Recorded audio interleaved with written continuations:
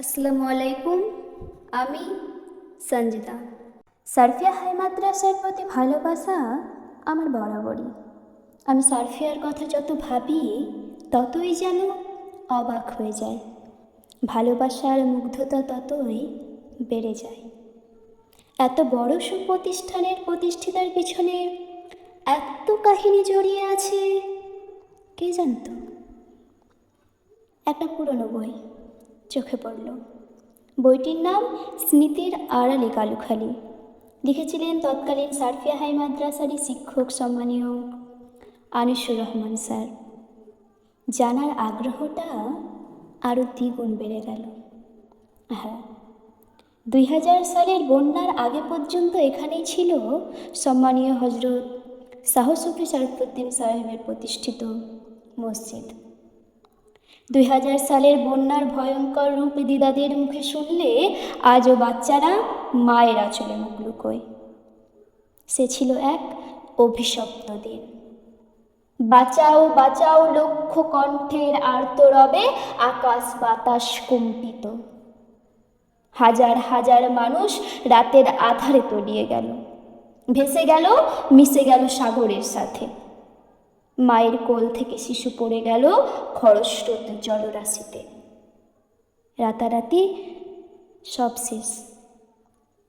চারিদিক শুধুই ধ্বংসলীলা, হাহাকার, চিৎকার। কাকে কে শান্ত করবে আজ?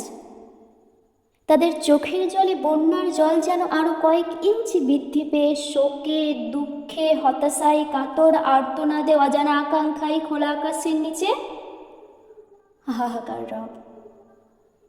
আমাদের কি হবে? আমার ছেলে কোথায়? বুড়ো বাবা মার কি অবস্থা?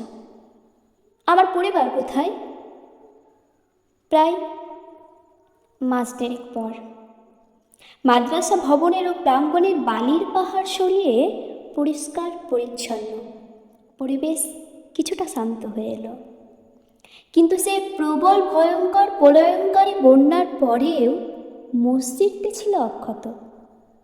তার কিছুদিন পরই কিছু গুজব ছড়িয়ে গেল।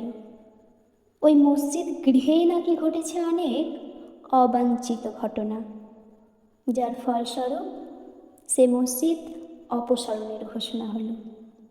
একটা মসজিদ ধ্বংস করা হবে, নিঃশেষ নিশ্চিহ্ন করা হবে। দিনী ভাই বোনদের কান্না যেন মুষলধারে বৃষ্টির ন্যায় ঝরছিল।